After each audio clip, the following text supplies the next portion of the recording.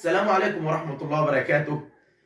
أعزائي المتابعين، إكمالا للمسلسل اللي اتكلمنا فيه، وهو مسلسل المصطلحات القانونية اللي الناس كلها عارفاه ومش عارفة معناه إيه.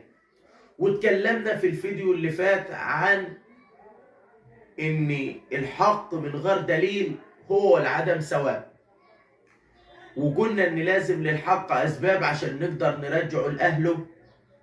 هو اللي بيساعد المحامي وغير المحامي انه يقدر يوصل للحق ده عشان يرجع. النهارده بنقول انه كل فعل سبب ضرر للغير اوجب التعويض.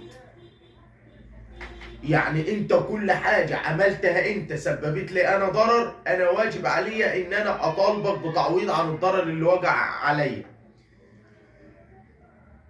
واحد خبط واحد بسياره، فخلاص انا اتضريت ولا اتصبت ولا الكلام ده كله. واحد ضرب واحد فعمل له عاهه مستديم، واجب عليها التعويض على الضرر اللي حصل. في حاجات بيبقى فيها ضرر معنوي، مش حاجه ملموسه، لا ده حاجه بتستشف كده. يعني انت جيت مثلا اختلفت انت ومحامي في مشكله ما، وانت راجل يعني ربنا مديك شويه صحه شويه، وحبيت انت مثلا تعمل يعني خناقه ولا بتاع في مكتب مثلا محامي، مكتب محاسب، مكتب مهندس، فراجل ليه وضعه في المجتمع. حتى لو انك ما احدثتلوش ضرر مادي، بس انت احدثت له ضرر معنوي. انت مثلا الناس شافتك وانت بتزعج معاه، الناس شافتك وانت مثلا بتتعدى عليها، هنا برضو ده ضرر.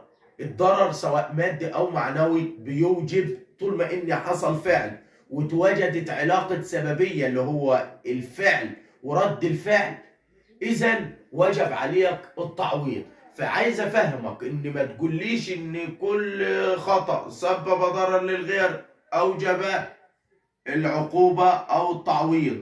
ما تقوليش كلام ما تبقاش انت عارف. احنا بنشرح لك المصطلح عشان تبقى انت عارف بتقول ايه او بتردد ايه. فقبل ما تعمل اي شيء بغض النظر عن العقوبة اللي هي شيء اساسي، دقها يطالبك برضو بحقه المدني. انتظرونا في فيديو جديد ومعلومة جديدة.